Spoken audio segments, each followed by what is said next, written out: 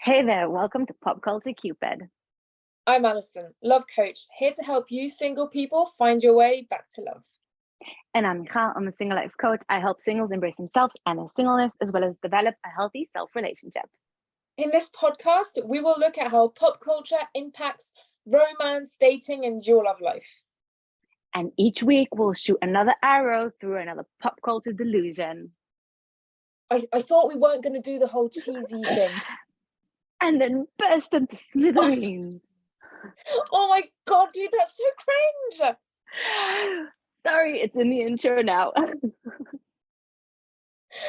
If you make it through the chaos and you enjoy what you hear, please leave a comment, like, subscribe, and go to all the social media. At Pop Culture Cupid on TikTok, Instagram, and YouTube. Enjoy! Recording in progress. Hello. Hi. So you did the worst, like, I don't know if that's the worst thing, but you said, I've got something to say, and then you go, okay, I guess I can say this while we're recording. I was like, oh my god, press record. Press record. Oh my god, I'm gonna do such a Netflix now because this is going to be so anticlimactic. Like with their promos, it makes it seem like so dramatic, and then it ends up being nothing. So I happened to come across one of the Love is Blind's posts yesterday, and I don't know why I went into the comment section. It's a place. Oh my god, if you ever want to be depressed, go to the comment section of posts. Yeah. So they have some, but there was some. So there's this post about like the Chelsea and Jimmy breakup.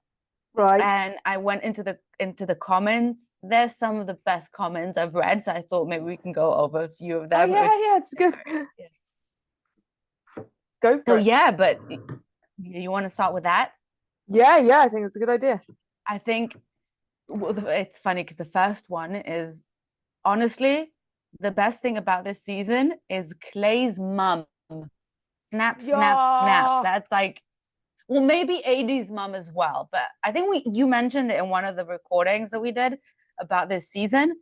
But just like, I think the MVPs of this season are just the parents. I think they should do a season just about their parents.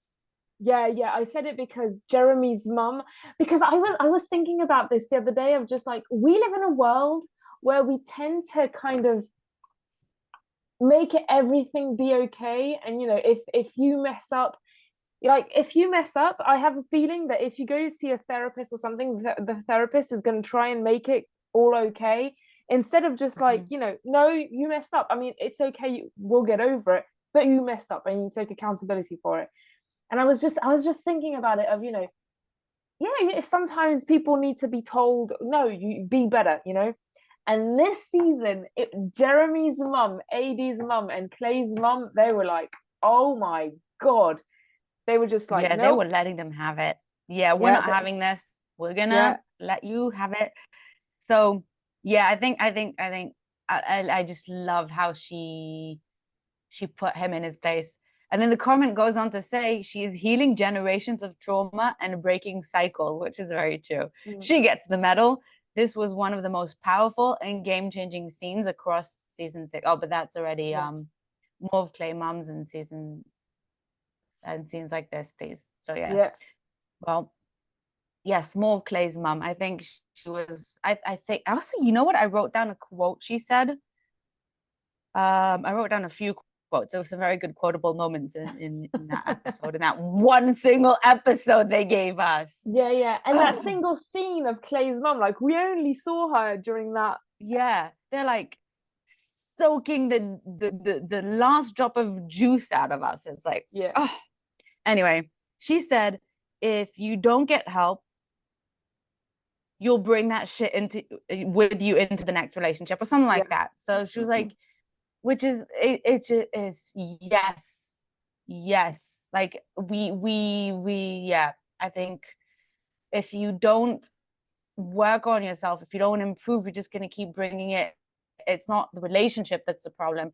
It's you that's the problem. And we just like blaming everything. I mean, not that we're probably, you're never a problem that, you know, needs fixing or, you know, broken, but, you know, we're humans. We need to change and evolve and grow and learn and whatever. So it's part of the process. And yeah. So I think that was like a beautiful, I mean, yeah, I agree. And I mean, even Clay's dad, who, you know, walking red flag of making it all about him. Yeah. But you can tell that even he has grown from his relationship with his father, whereas, you know, his father was not there for the mother or his children. And so Clay's dad has, you know, kind of healed that into he was there for his children. And he you know, wasn't perfect, but he has, you know, you can just see it, like, you just, you know, generational trauma and working through stuff. And I'm not, you know, I'm not a fan of his by all means, but you can see it's the proof that if you don't heal things that you lived through, and even Clay, it sounds like Clay kind of was witness to the adultery and things like that. And that's terrible. It is terrible. It's like a thought that I had while I was watching it. I even wrote it down to make sure that I didn't forget, is that, and this is something that I've been thinking about a lot lately as well, so it's kind of funny. Like, I also had this conversation with Zev a few times, where you can look at your parents and you can look at the way they live their life, you can look at the trajectory of their life, you can look at the mistakes they made, and you can either decide or subconsciously just repeat the same mistakes that they made, or live the same type of life that they did, or you can choose to be and do different instead. You know what I mean? You can take your life and you can decide that I don't want to end up like they did. I don't want to make the same mistakes that they did. So you can either learn from it and do better, or you can just say, this is my life, this is what I learned, and this is the example I got, and be the same thing and repeat their mistakes. Yeah, it's funny. I was talking about this with a friend, one of my very best friends and I. She lives in Thailand right now, and our relationship is our relationship is fully sending each other 20-minute voice notes and then finishing the voice note by saying, we need to schedule a call. And this week we had a back and forth of like 20 minutes, and at the end, at one point I say, I record a 3-minute message saying, I'm not responding to your 20-minute message, I've listened to it, we need to schedule time for us to talk about it. Anyway, I digress. And we were saying, like, we were talking about different people that we knew who have, I think the word trauma is overused these days, but these people have trauma. You know, they've had these violent, chaotic childhoods, like drugs, alcohol, like really like bad. So that, you know, I think the word trauma is correctly used in this sense. I'm not saying that, you know, everybody who uses the word trauma is bad. You know, I hate the fact that I have to qualify everything that I say so that we don't get cancelled. Yeah, that's the world we live in today. But people like to cancel. Oh yeah. But what we were saying is you either, you know, you can have shit that has happened to you, whether it's, you know, highly traumatic, slightly traumatic, or whatever, and whether it's kind of generational and repeating itself through all the generations, or just this one-time thing.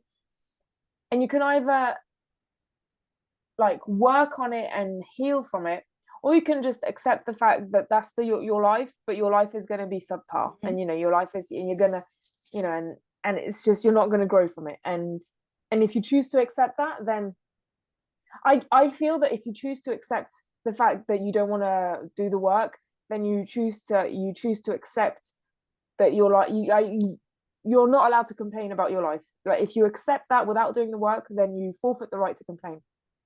Yeah, it's true. In general, I don't think complaining is, you know, like, sometimes it's okay. Like, sometimes it's, you know, you just need to let it out. But as long as you don't become that chronic complainer, who just complains about everything, and then, you know, you repel people because people just don't like being around someone who's constantly complaining.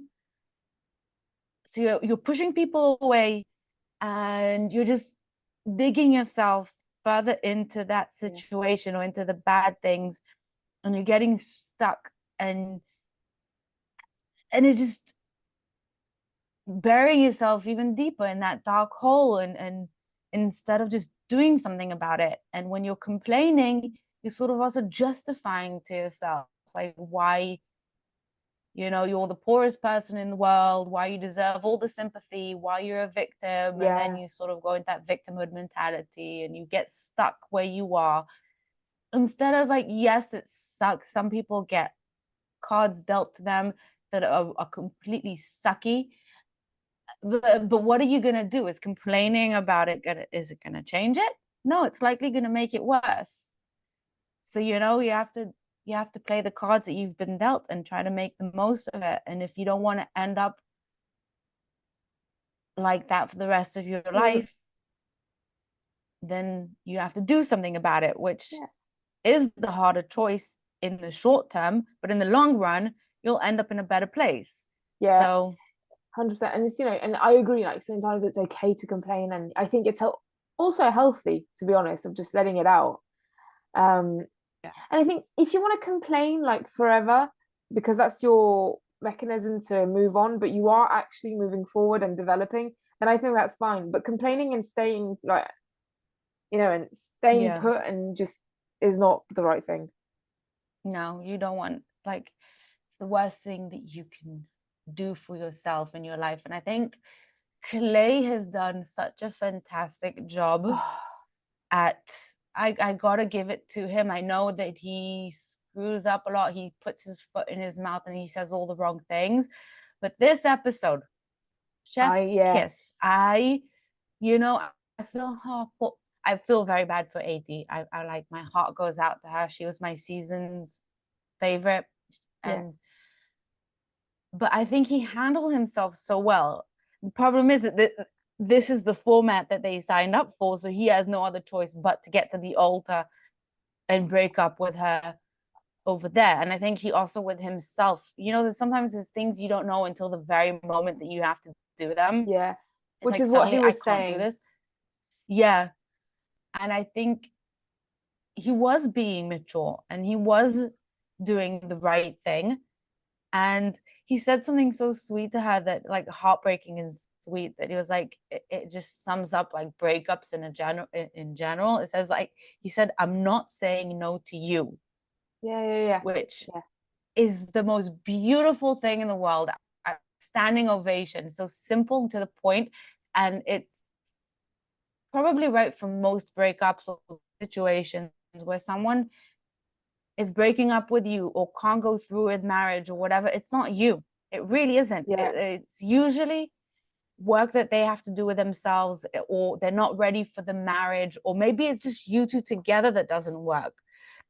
And I really hope she'll be able to get over this and see that he's just doing what's right for both of them, you know, because to start with the marriage, what's the point if he's not ready for it? And you know, they might have a better relationship if they start without a marriage than with the marriage that could just ruin the rest of it. And it's, you know, I understand of course I understand the premise of like, if you both want to get married, then, you know, you'll make it work.